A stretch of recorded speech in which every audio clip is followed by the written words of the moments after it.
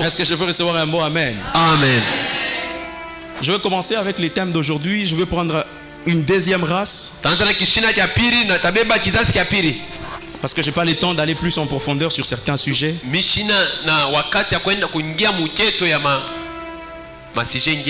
Maman Vanessa va nous aider à lire quelques portions des Écritures.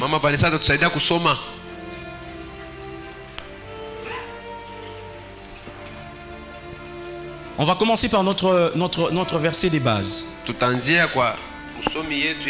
On commence par notre verset des bases qui est Agé, le chapitre 1, le verset 8. Après Agé, le chapitre 1, le verset 8, vous allez nous lire Néhémie, le chapitre 4, le verset 7. Agé 1er, le verset 8, nous lisons au nom de Jésus. Amen. Montez sur la montagne, apportez du bois et bâtissez la maison. J'en aurai de la joie et je serai glorifié, dit l'Éternel. Amen. Néhémie, le chapitre 4, le verset 7. Néhémie 4, 7. Mais Sanballat, Tobidja et les Arabes, les Ammonites et les Asdodiens furent très irrités en apprenant que la réparation des murs avançait et que les brèches commençaient à se fermer. Amen. Est-ce que quelqu'un peut se rasseoir tout en acclamant pour la parole de Dieu?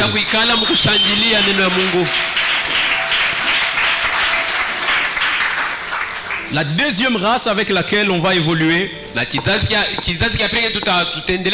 elle s'appelle la race de Néhémie. Elle s'appelle la race de Néhémie. En fait, Néhémie c'était qui?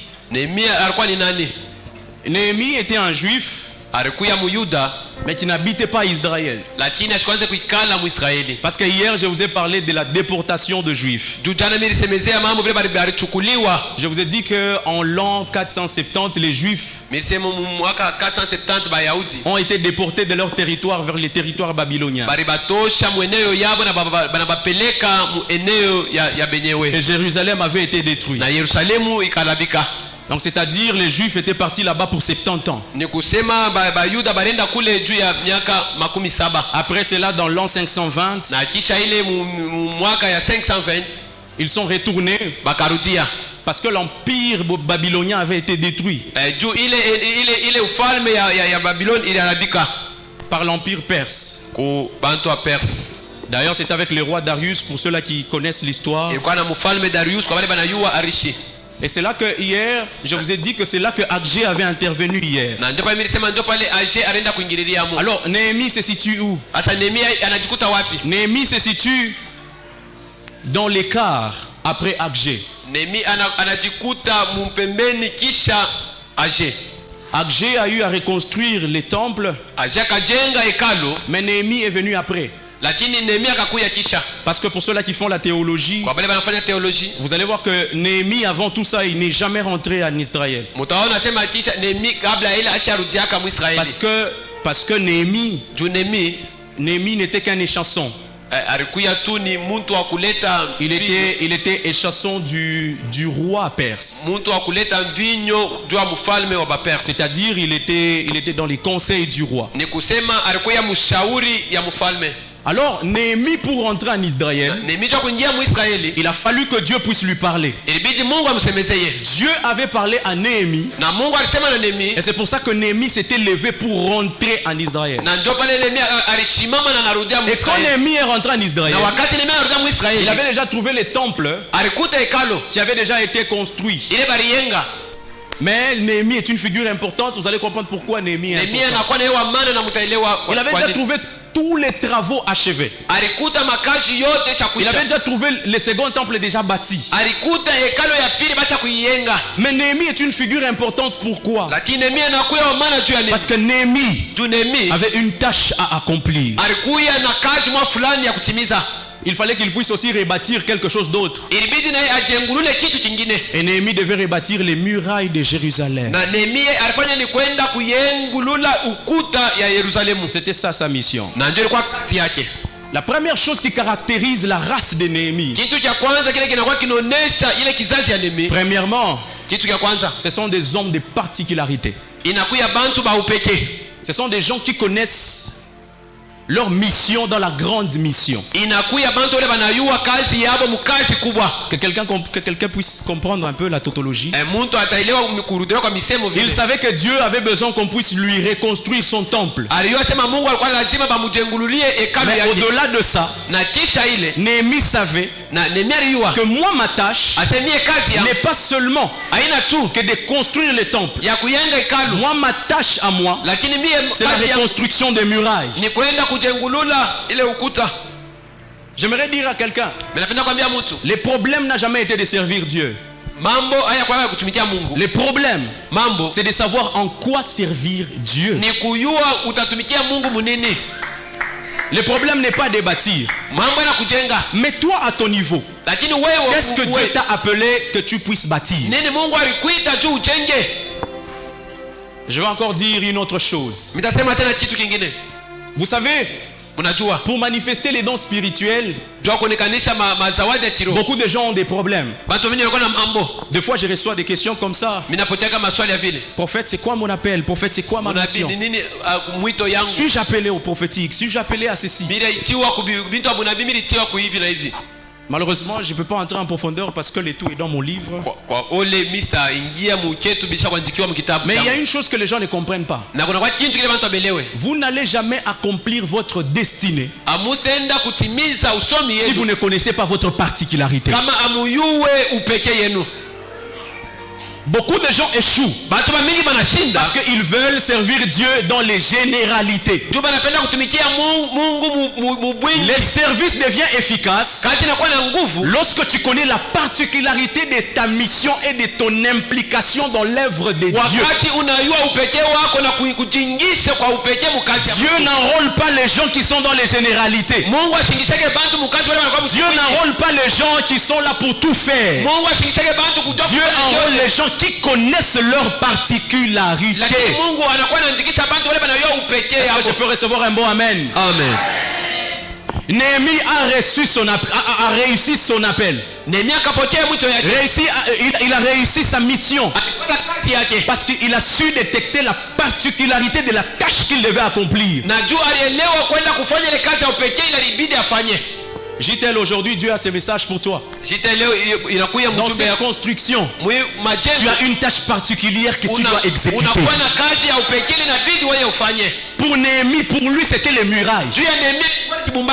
Donc lui ne veut pas être là à dire les parvis. Non. Sa mission, sa particularité dans la construction, c'était les murailles.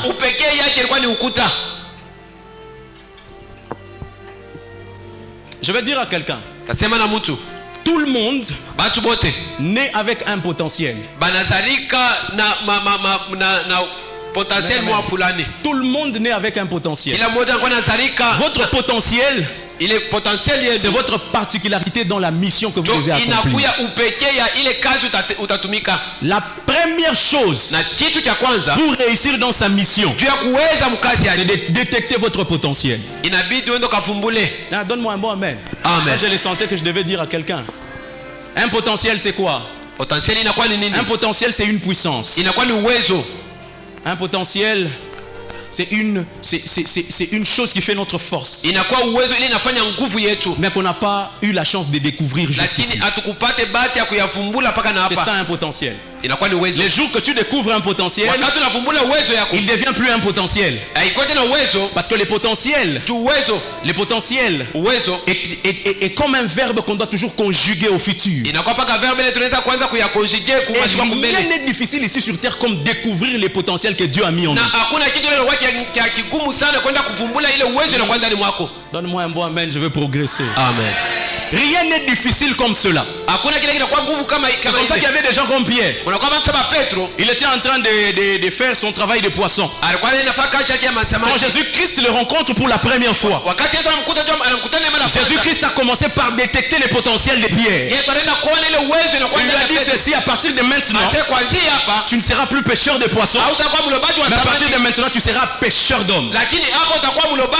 La première étape pour découvrir sa particularité, c'est de laisser Christ faire son travail au-dedans de nous. Tu ne peux jamais découvrir ton potentiel si tu ne laisses pas Christ te révéler ton potentiel. Je peux recevoir un bon amen. Amen. Donne-moi un bon amen. Amen. Écoutez, il n'y a pas de découverte des potentiels sans rencontre avec Dieu. Paulo a découvert sa mission le jour où il a eu la rencontre avec le Seigneur Jésus-Christ. Saul, pourquoi me persécutes-tu? C'est là que tout est parti. Écoutez, dans votre destinée, rien n'est plus grand comme votre rencontre avec le Seigneur. Rien n'est plus grand. Écoutez, la rencontre avec le Seigneur laisse une empreinte dans votre esprit. Et c'est cette empreinte-là qui laisse les marques de votre particularité et de votre mission. Il n'y a pas de mission, il n'y a pas d'exercice de mission sans au préalable l'événement de la rencontre avec Dieu. Et ça n'existe pas. Le jour qu'il rencontre Abraham, il lui dit ceci: Abraham, tu sais ce que je ferai de toi. Tu seras le père des nations, tu seras le père des multitudes. C'est le jour qu'Abraham l'a rencontré qui lui a montré sa particularité. Si tu as besoin de construire pour Dieu, si tu as besoin d'être de la race des bâtisseurs, de la race de Néhémie, tu dois travailler sur ta rencontre avec Dieu. Est-ce que tu as déjà rencontré ton Dieu? Écoutez, vivre c'est bien, mais vivre sans découvrir la particularité que Dieu a déjà mis au-dedans de nous est une perte de temps. Il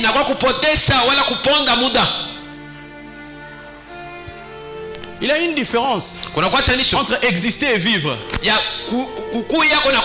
Exister, c'est un passage sur terre. Mais vivre, c'est accomplir sa mission sur terre. Je pensais que quelqu'un me comprenait. Écoute, tu dois être en mesure de te réveiller le matin et de dire: moi je suis venu sur terre, c'est pour chanter. Tu dois être en mesure de te réveiller le matin et dire ceci: moi je suis venu sur terre, c'est pour prêcher. Tu dois te réveiller le matin et être en mesure de dire: moi je suis venu sur terre, c'est pour torchonner. C'est ça votre particularité. Le succès, ce n'est pas l'argent. Le succès, c'est quand on découvre sa particularité. C'est quand on découvre les potentiels que Dieu a déjà laissé au-dedans de nous. C'est ça le succès. Dieu peut t'élever alors que tu es en train de torchonner à l'église. Parce que c'est ça ta particularité. C'est ça ta particularité. Aujourd'hui dans la Bible on parle de gens comme Tabitha. Tabitha n'était pas une prophétesse. Tabitha n'était pas un pasteur. Elle n'était pas docteur. C'est une femme qui faisait les fashion, le style. C'était ça son potentiel. C'est ça qui a créé son succès. C'était ça sa mission. Elle confectionnait les habits pour les veuves dans l'église. Le jour qu'elle est morte, on a obligé Pierre à venir jusqu'à Jopi pour la ressusciter. Ta particularité te rend irremplaçable.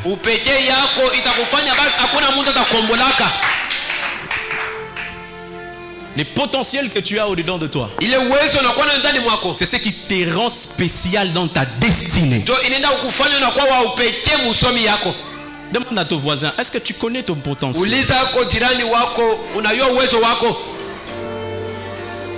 Non, demande-lui bien: tu connais la méthode? S'il te répond pas bien, regarde de droite. Demande-lui: est-ce que tu connais ton potentiel? Est-ce que tu connais ta particularité?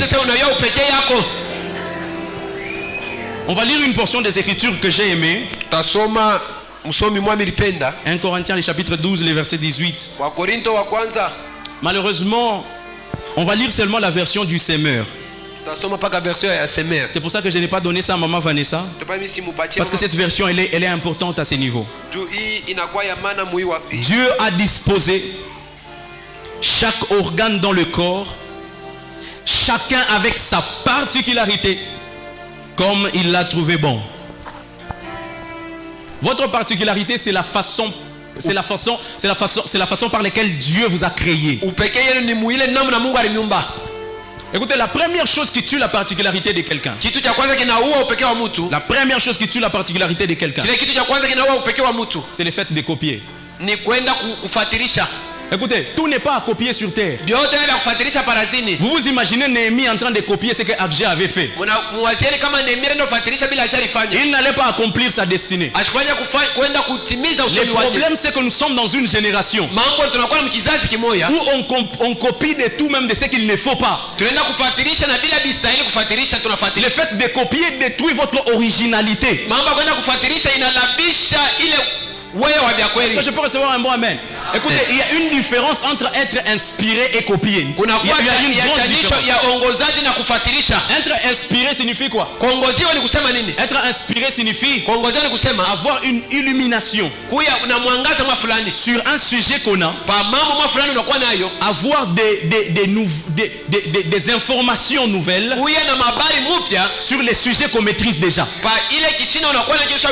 C'est-à-dire savoir un aspect des choses qui nous manquait. C'est ça l'inspiration. Mais copier, c'est prendre sans discernement. C'est reproduire ce qu'on a vu chez l'autre. Et c'est ça qui tue cette génération.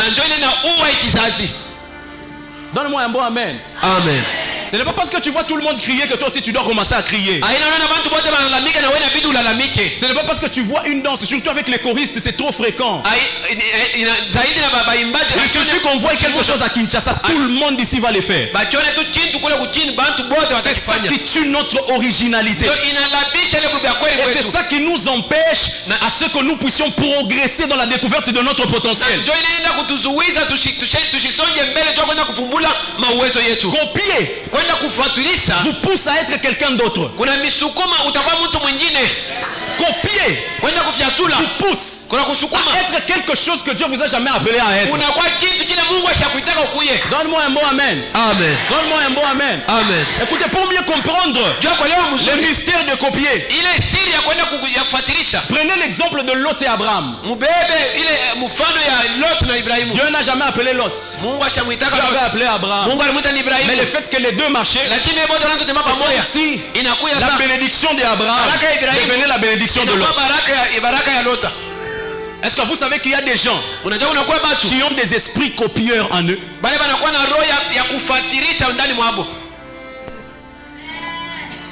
Il y a des gens, depuis que tu es avec lui, tu sens que même tes finances commencent à devenir être divisées par deux.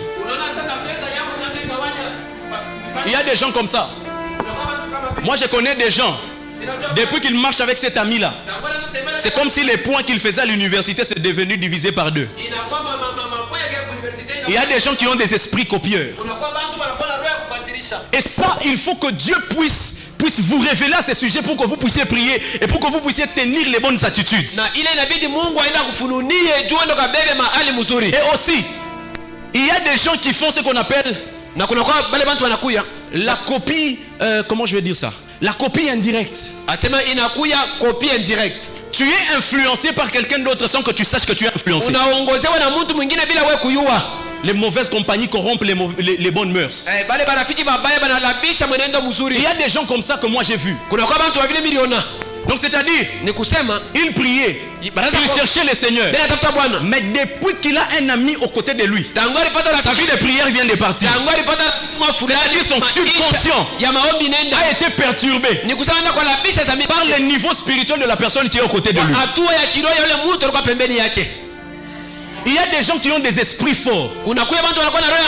Il peut imposer sa copie dans ta vie.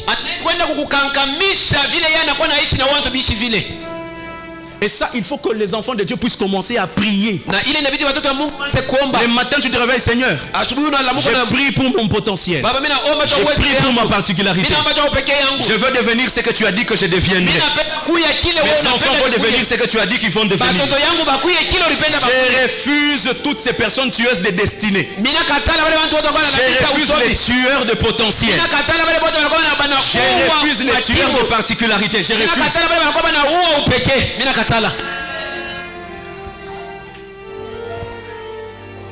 Je vais aller rapidement avec mon message. La deuxième chose qui caractérise la race de Néhémie,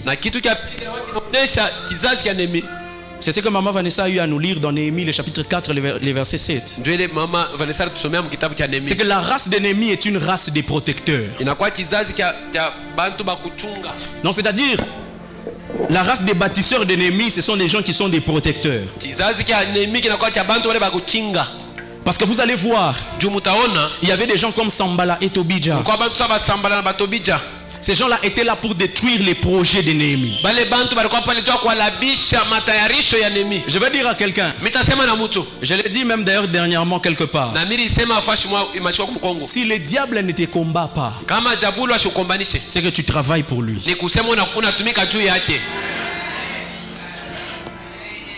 Si le diable ne combat pas ton projet, ta mission, ton potentiel, je te jure que ce que tu fais, Dieu n'est pas dedans. La façon la plus facile de découvrir si Dieu est avec toi, c'est quand tu vois Sambala et Tobija se lever contre. Oui, c'est ça la façon la plus facile de découvrir. Si tu vois le diable se lever contre la construction, contre les projets de construction, c'est le Saint-Esprit qui est en train d'alerter l'église pour leur dire dans ces projets, moi-même Dieu, je suis dedans. Écoutez, les pharaons ne s'étaient pas levés à n'importe quel moment. Les pharaons s'est levé quand il a vu le peuple d'Israël sortir de l'esclavagisme. C'est quand il s'est levé. Le diable ne peut pas te poursuivre si tu n'as pas une particularité au-dedans de toi. Si tu n'as pas un potentiel de Dieu au-dedans de toi, il ne peut jamais. Le diable est un malin. Parmi les choses que le diable sait faire, le diable ne sait jamais gaspiller son temps. Ça il sait le faire. Le diable ne gaspille pas ses coups. Quand le diable veut attaquer quelqu'un, il se rassure que c'est un porteur de bénédiction. C'est un agent qui va influencer plusieurs dans leur mission. C'est ce genre de personnes que le diable attaque. Quand le diable t'attaque, ça ne signifie pas que tu es la personne la plus malheureuse. Ça signifie plutôt que tu es la personne la plus bénie. Donne-moi un bon amen. J'aime parler de David. Je ne sais pas si je peux prêcher un jour sans citer David. Prenez l'exemple de David. Tous ses frères n'ont jamais été attaqués par l'ours et les lions. Parce que personne n'avait un potentiel comme David. Quand tu vois la sorcellerie s'élever, quand tu vois le monde des ténèbres s'élever, quand tu vois les principautés s'élever, Dieu est en train de te dire, mon cher fils, tu as un potentiel. Ma chère fille, tu as un potentiel. Ta maison a un potentiel. Les attaques du diable sont un message codé qui vient de Dieu. Le diable n'a pas attaqué Jésus n'importe quand. Il a attaqué Jésus-Christ quand il a eu l'âge de 30 ans. Parce que c'était au moment où le potentiel de Jésus-Christ devait exploser. Le diable va t'attaquer le jour où tu seras prêt à manifester ta particularité. C'est ça qu'on ne comprend pas. Écoutez, à un moment tu dois être troublé. Depuis que j'ai fait telle chose, je n'ai jamais vu, même pas de complications. Tu dois te questionner. Est-ce que Dieu est dedans? Est-ce que dans ce que j'ai fait, Dieu est dedans? Tu dois te poser la question. Pour ceux-là qui écrivent Ephésiens 6, le verset 11. La Bible dit, revêtez-vous de toutes les armes de Dieu afin de pouvoir tenir ferme contre les ruses du diable. Et la première arme que le diable utilise contre les enfants de Dieu, c'est la ruse. Est-ce que vous savez que quand le diable vous attaque, des fois vous ne saurez même pas que c'est lui qui vous attaque. Je disais quelque part à quelqu'un, je disais, comment est-ce que vous détectez facilement comme ça les sorciers? Parce que l'une des choses que le diable fait ensemble avec ses acolytes, c'est la ruse. Quand un sorcier entre dans ta maison, tu ne le sauras jamais. Et des fois, moi, je rencontre des mamans comme ça et puis elle t'appelle et te dit prophète. Les histoires n'avancent plus. Depuis que ma tante sorcière est venue dans ma maison, et je demande à ce genre de personnes, maman. Donc Dieu vous a parlé que cette tante c'est une sorcière. La première chose qu'un sorcier fait, il travaille d'abord sur son apparence. Tu ne sauras même pas jamais que c'est lui le sorcier. Donne-moi un bon amen. Amen. Ce que je te dis, c'est la vérité. Le diable utilise la ruse. Le jour qu'il est parti attaquer Ève, il n'a pas pris l'aspect du diable. Il a pris l'aspect du serpent. Parce que le diable ne peut jamais se présenter avec sa forme la plus palpable et la plus visible. Non.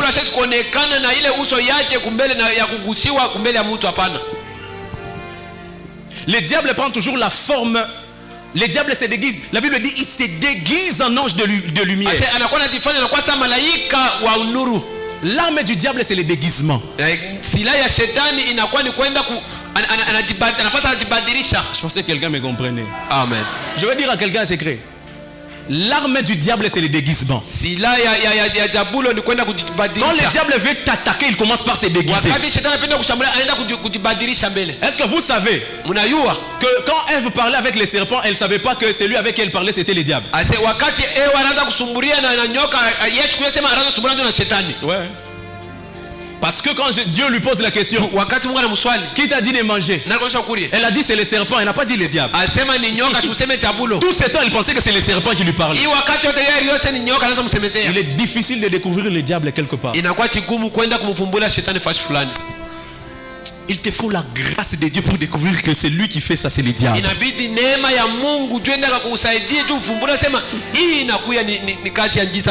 Que dire de Pierre? Écoutez, Pierre apparaît un jour devant Jésus. Et puis il dit à Jésus, quand Jésus parle de sa mort, il dit ceci, il dit ceci, maître, tu sais quoi? Moi je ne veux jamais permettre que tu puisses mourir.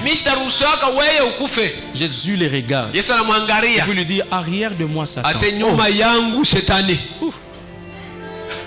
Il vous faut la grâce de Dieu pour découvrir les diables. Vous savez les pierres que Jésus était en train de chasser les diables là? C'est la personne qui a reçu les clés des églises des cieux. Jésus lui a dit ceci, il dit ceci, tu es Pierre. Sur cette pierre je bâtirai mon église. La personne sur qui Jésus a bâti son église, à un moment il a porté le diable. Vous devez faire attention. Le rôle du diable c'est de se déguiser. Tout homme de Dieu qui vient te parler de la part de Dieu ne parle pas de la part de Dieu. Je vous dis la vérité. J'ai dit à quelqu'un un jour, le diable n'est pas dans les bars. Qu'est-ce qu'il va aller faire dans les bars? Le diable vient combattre l'église. C'est pour ça que nous recevons les sorciers. Parce que le rôle du diable, c'est de venir perturber le déroulement de l'église. C'est tout. C'est comme ça qu'aujourd'hui, dans un endroit comme Lubumbashi, on a beaucoup de faux prophètes. C'est comme ça qu'ici au Congo, actuellement, on a beaucoup de faux prophètes. Parce que le rôle du diable, c'est de se déguiser. Donne-moi un bon amen. Amen. Donne-moi un bon amen. Amen. Et au temps de Néhémie, le diable avait pris la forme de Sambala et Tobija. Parce qu'une autre arme que le diable utilise, c'est le découragement. Il Il n'y a pas quelqu'un qui s'est découragé comme le diable. Il dit ceci à Ève, tu sais quoi? Si seulement tu manges là, et que tu refuses d'obéir à Dieu, tes yeux vont s'ouvrir, tu seras comme Dieu. Quand le diable veut t'attaquer, il ne vient pas avec la maladie, il ne vient pas avec la sécheresse, il vient avec une parole. Il y a des gens, oh non, les enfants sont malades, c'est sûrement les sorciers qui sont venus me visiter. Non, non, c'est le diable qui est venu visiter ma maison. Non. Quand le diable veut te visiter, il vient te parler.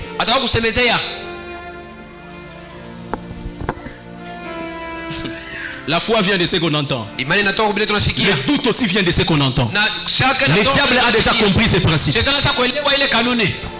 Il sait que lors de la création, Dieu pour créer les choses, il a dû parler. Il a aussi compris que moi aussi pour détruire, je dois aussi parler.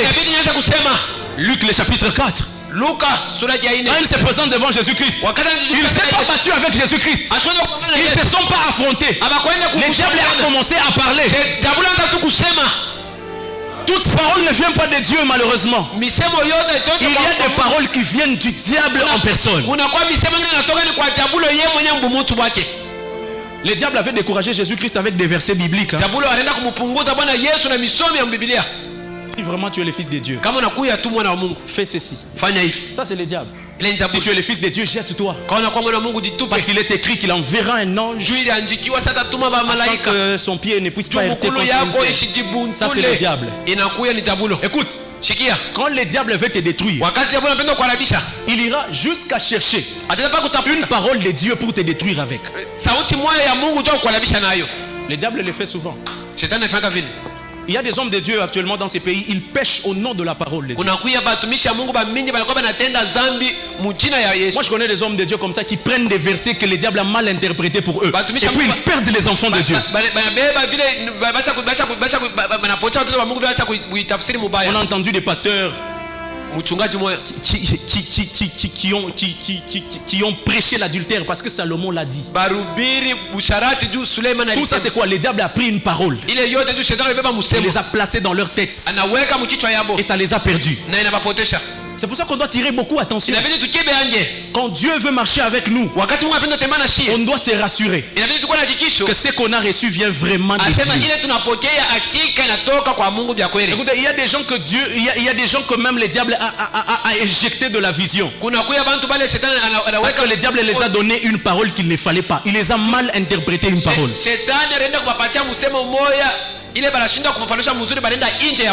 Aujourd'hui je sens que je dois partager beaucoup de témoignages. Papa, moi j'ai été en Afrique du Sud. Depuis toujours j'ai toujours prié Dieu. Mais quand je suis arrivé ici, j'ai croisé beaucoup de prophètes qui ont commencé à m'approcher. Souvent la plupart des gens me posaient la question: prophète, tu fais comment pour prophétiser? Et quand tu essaies de lui poser lui la question, la plupart ont l'habitude de dire: il y a des prières qu'il faut faire pour prophétiser.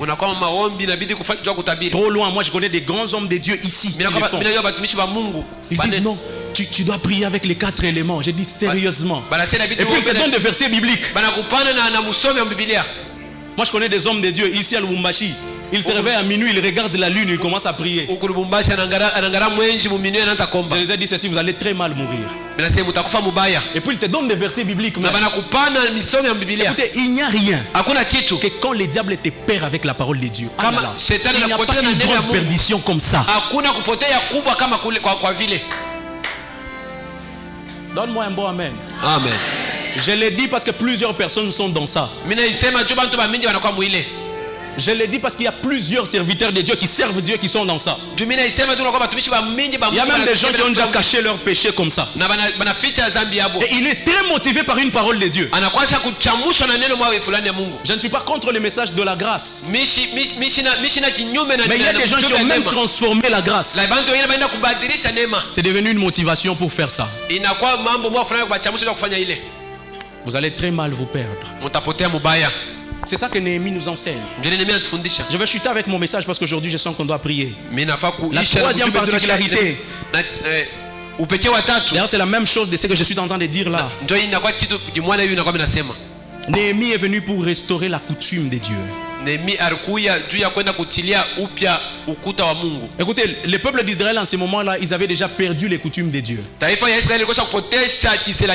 Pour ceux-là qui écrivent, c'est Néhémie au chapitre 13.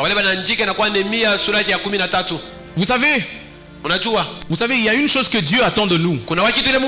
Dieu n'attend pas seulement que nous puissions reconstruire les temples. Mais Dieu veut que nous puissions rallumer notre façon de les servir. Écoutez, le peuple d'Israël avait fini de construire les temples.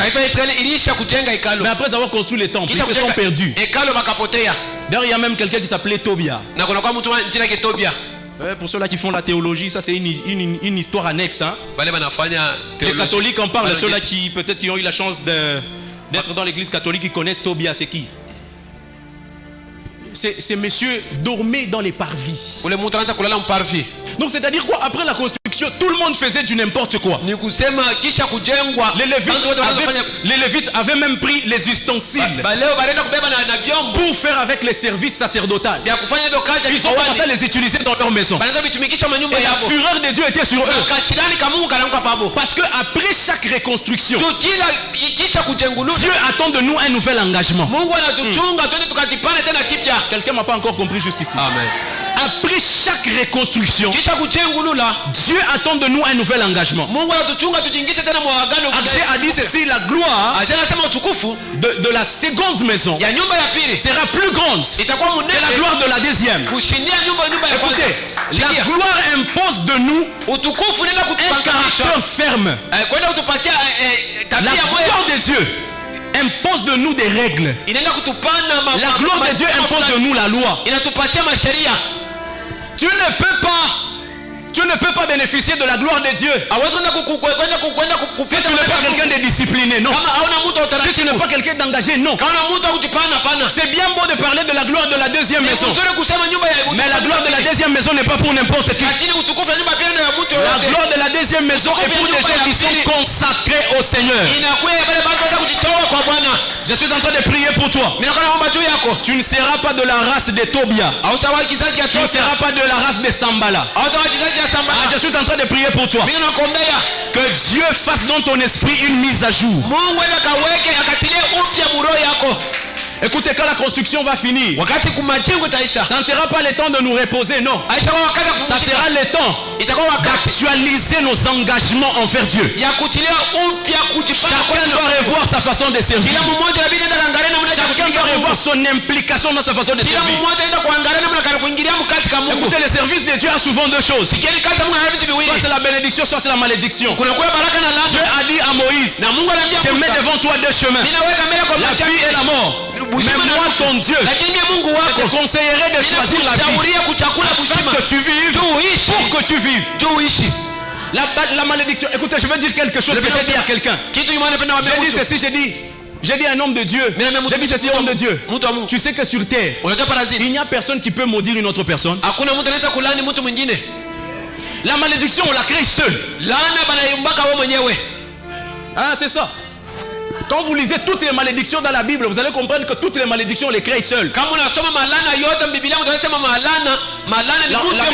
Bible dit: enfants, obéissez à vos parents. Enfants, honorez vos parents. Ceux qui maudit l'enfant, ce n'est pas les parents, mais c'est l'enfant lui-même. Parce que c'est lui qui pose les actes. C'est-à-dire, la personne qui a la capacité de se maudire, c'est la personne elle-même. Même les malédictions que Dieu a montré dans la Torah de Moïse, les 613 lois qu'il avait données aux Juifs, il y avait les lois de faire et les lois de ne pas faire. 400 lois de ne pas faire. Donc Dieu essayait de leur dire quoi? La malédiction, c'est vous-même qui avez la possibilité de la créer. Moi je vous ai déjà dit ce qu'il faut que vous puissiez faire pour être béni. Je vais dire à quelqu'un: personne n'a le droit de te maudire si ce n'est toi-même. C'est comme ça que Dieu fonctionne. Même les sorciers, ils n'ont pas les droits. Il va te maudire en tant que qui? Donne-moi un bon amen. Amen. C'est toi-même qui as la capacité de créer les circonstances de ta malédiction. Les malédictions sont circonstancielles. Elles à cause des circonstances.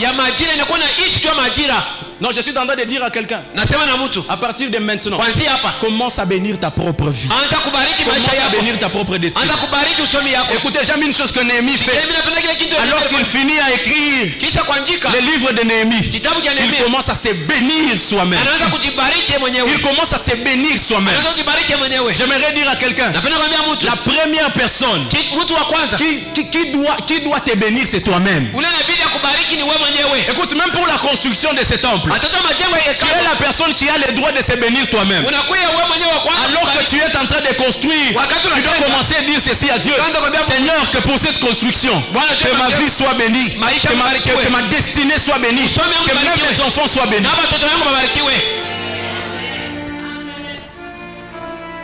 La bénédiction, c'est nous-mêmes. Écoutez, il n'y a pas un grand prophète dans ta destinée comme toi-même. Il n'y a pas une grande prophétesse sur ta propre vie comme toi-même. L'homme est le fruit de ses paroles. Écoute, ce que tu penses, ce que tu dis, et ce que tu déclares, c'est ce qui va t'arriver. L'apôtre Paul dit: ce que je crains, c'est ce qui m'arrive. C'est prophétique. Parce que le premier plus grand prophète sur terre, c'est toi-même. Donne-moi un bon amen. Amen. C'est comme ça que l'apôtre Paul dit dans le livre des Philippiens. Que tout ce qui est bon, que tout ce qui est digne d'approbation soit le sujet de vos pensées. Parce que la bénédiction part de là. Écoute, même ton potentiel, tu ne peux jamais exercer ton potentiel si premièrement dans ta pensée tu n'as jamais pensé à les faire. Ne négligez jamais cet aspect des choses. Écoute, avant que même tu puisses être béni ici, la bénédiction de ta propre vie doit partir de toi-même. Tu es le moteur de ta bénédiction. C'est comme ça que le matin, quand tu te réveilles, prends ta propre main, mets ça sur ta propre tête. Tu parles à ta vie. Tu dis ceci: Sandra, écoute-moi. Je suis en train de bénir ta vie. Tu n'es pas maudite. Tu ne vas pas t'inquiéter pour l'argent. Je chasse les stress de ta vie. Tu ne vas plus pleurer. Écoutez, le diable a peur de ça.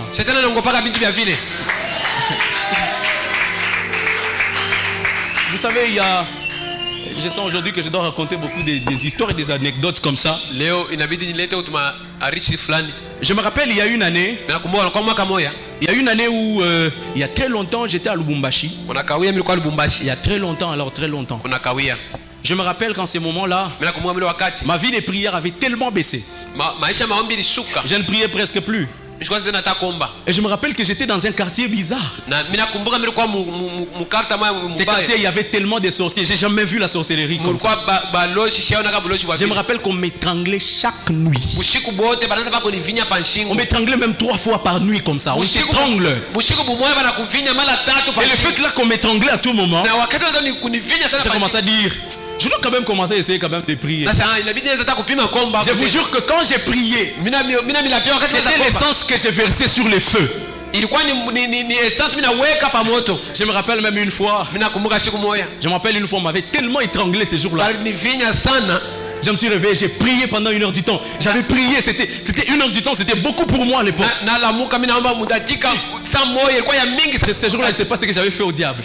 Je vous dis, juste quand je me suis endormi, 30 secondes après, j'ai vu 3 bras. Non, j'ai vu 3 personnes avec 6 bras venir en train de m'étrangler. Je me suis encore réveillé, j'ai commencé à prier. Alors que j'ai fait ça, là je sentais que même mon corps commençait à être paralysé. Je me suis dit: Seigneur, qu'est-ce qui m'arrive? C'est la prière qui est impuissante ou quoi? Et je me rappelle, j'avais un vieux à côté. C'était un grand serviteur de Dieu. Je l'ai réveillé, j'ai dit: vieux, moi ça ne va pas. On m'a tellement étranglé que j'ai même honte de te réveiller. Je n'oublierai jamais cette histoire. La seulement il m'a dit: bon, on va prier. On avait prié prier pendant 30 secondes. J'étais même fâché. Je lui ai dit, comment toi, un serviteur de Dieu, tu peux prier pour moi pendant 30 secondes et puis tu lâches. Il me dit, dors, il n'y a rien qui va se passer. Depuis qu'il avait fait cette prière-là, jusqu'à aujourd'hui, on ne m'a jamais étranglé. Écoutez, les sorciers n'ont pas peur des gens qui prient. Les sorciers ont peur des gens qui sont déterminés.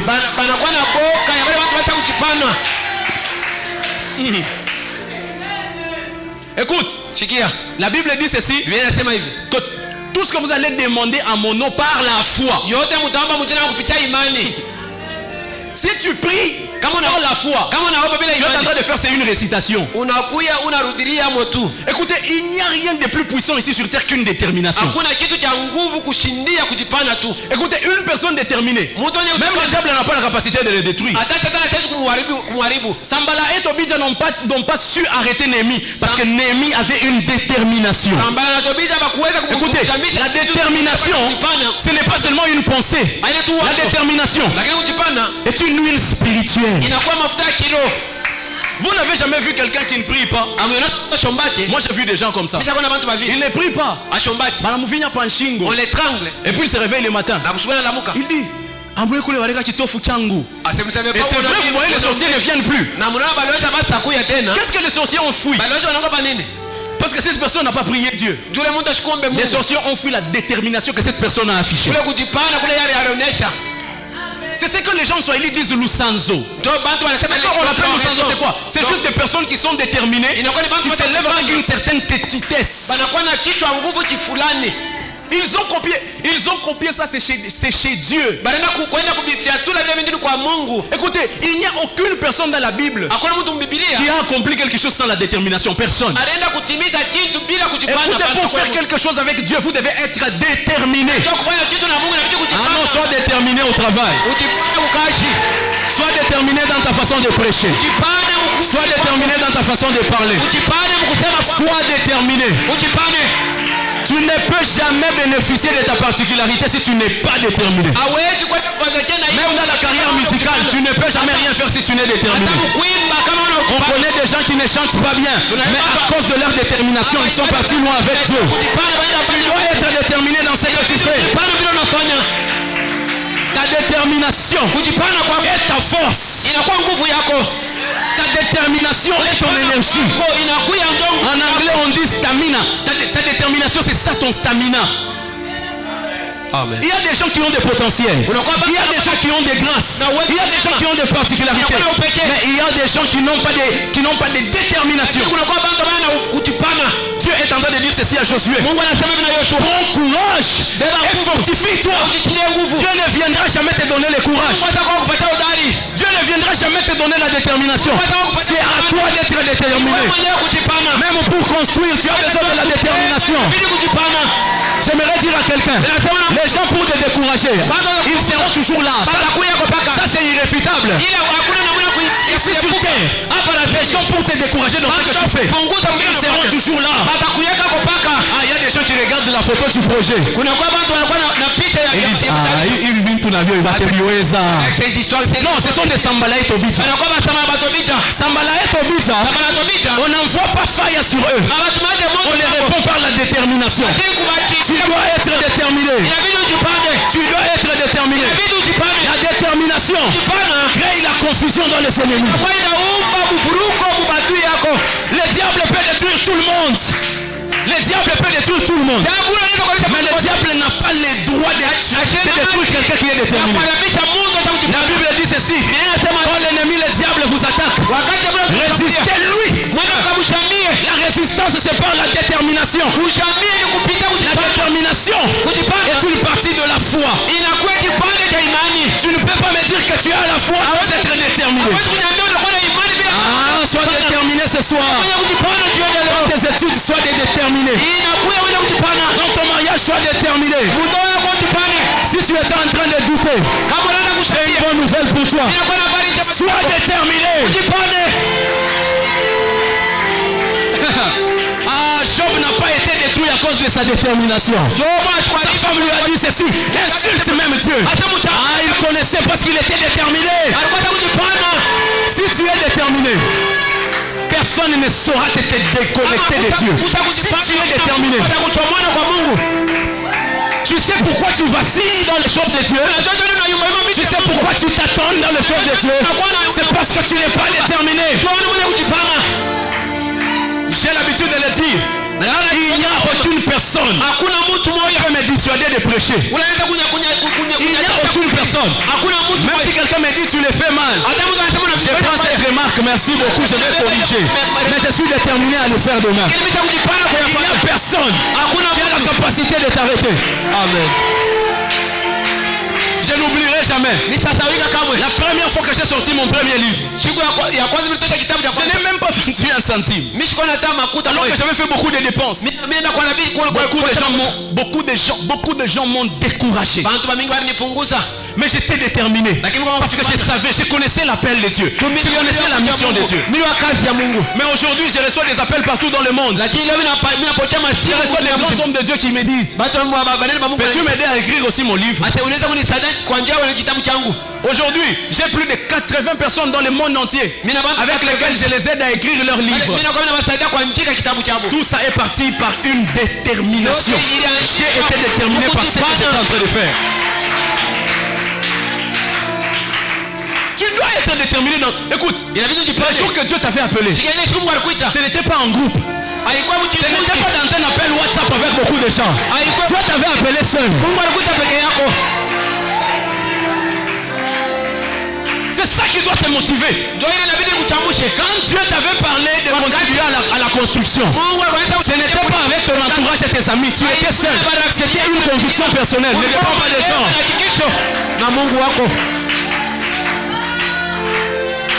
Ne laisse pas les gens te décourager.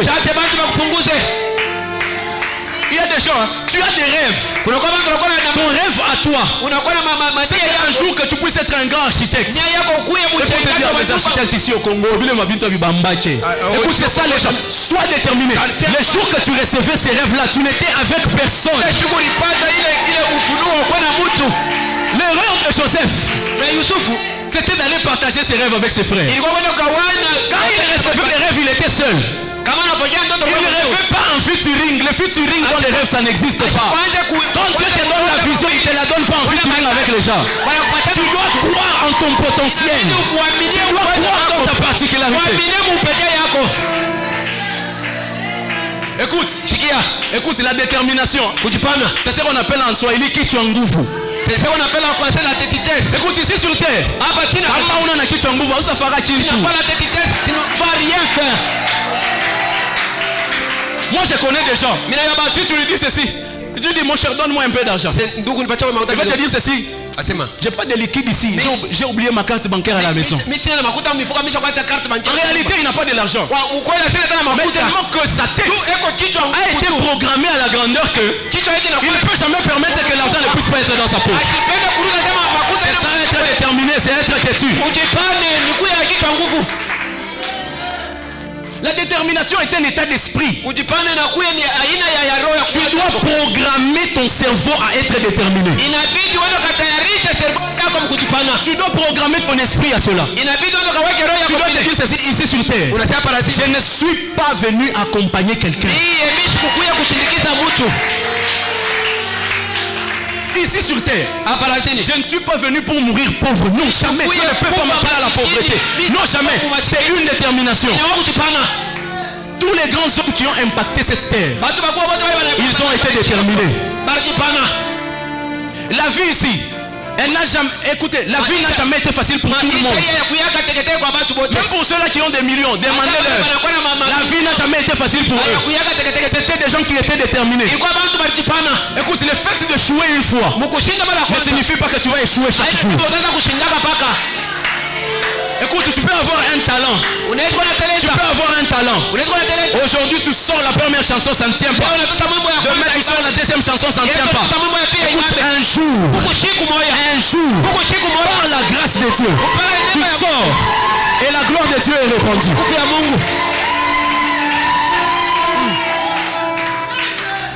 Écoute, Écoutez, Sanballat et Tobija venaient détruire même tout ce qu'on faisait par Néhémie. Mais ça n'a jamais découragé Néhémie. Le peuple disait même qu'on n'a pas les moyens parce que les murailles étaient grands. Mais il était déterminé. L'échec d'hier ne détermine pas mon futur demain. Amen. Vous savez, un champion n'est pas champion. Il lui a fallu beaucoup de combats. Il a été à terre plusieurs fois. Il a échoué plusieurs fois. Il a combattu plusieurs fois pour arriver là où il est arrivé. Écoutez, rien dans cette vie est facile. Rien dans cette vie est facile. Écoutez, être avec Dieu ne signifie pas la facilité. Être avec Dieu signifie la possibilité. Dieu n'a pas dit que les choses seront faciles. Dieu a dit ceci, les choses seront possibles. La possibilité de Dieu ne signifie pas mettre de côté les embûches et les problèmes. Non. Écoutez, la présence des problèmes dans vos vies ne signifie pas que vous n'avez pas Dieu. Même quand Job pleurait, Dieu était aux côtés de lui. Même quand Job était en train de se lamenter, Dieu était auprès de lui. Est-ce que tu peux te lever dans les 5 minutes qui vont suivre? On va prier. Non, ce soir je suis venu pour motiver quelqu'un. Je suis venu pour motiver quelqu'un. Sois motivé et fortifié. Sois motivé et fortifié. Sois motivé et fortifié. Sois motivé et fortifié. Même si tu passais par des moments difficiles, dans ces temps toujours de prière, Dieu est là. Dieu est là. Le Dieu des possibilités est là. Le Dieu des possibilités est là. Je vais dire à quelqu'un, si Dieu t'a promis une chose, sache qu'il le fera. Si Dieu t'a promis en 2022, il va te donner une maison, il va te donner de l'argent, il va te donner un travail, il le fera. Notre Dieu n'a jamais menti. Voyons d'abord s'il va commencer à mentir sur toi. Il ne peut pas mettre en danger sa carrière de Dieu juste pour toi. Dieu ne peut pas mettre en danger sa carrière de Dieu, c'est à cause de toi. Il le fera. Sois motivé. Tu vas dire ceci à Dieu. Tu vas dire ceci à Dieu. Tu vas dire ceci, Seigneur, donne-moi un cœur de protecteur. Écoutez, Néhémie avait un cœur de protecteur. Quand Sanballat et Tobija pouvaient s'élever et parler, il savait comment créer des automotivations. C'est quelqu'un qui savait protéger les projets de Dieu. Vous avez la protection ici. Ce n'est pas une affaire des serviteurs de Dieu. C'est une affaire de l'église. Ceux-là qui doivent protéger ces projets, c'est nous. Non, donne-moi un bon amen. Ceux-là qui doivent protéger ces projets, c'est nous. Tu dois dire ceci, Seigneur, donne-moi un cœur de protecteur. Tu sais, si tu as un cœur de protecteur, même si le diable s'est levé, il ne saura pas toucher quelqu'un d'autre à côté de toi, parce que toi tu es un protecteur. Tu vas commencer à élever ta voix et tu vas dire ceci à Dieu, Seigneur, donne-moi un cœur de protecteur. Ah non, ça c'est ça. J'ai besoin d'une prière.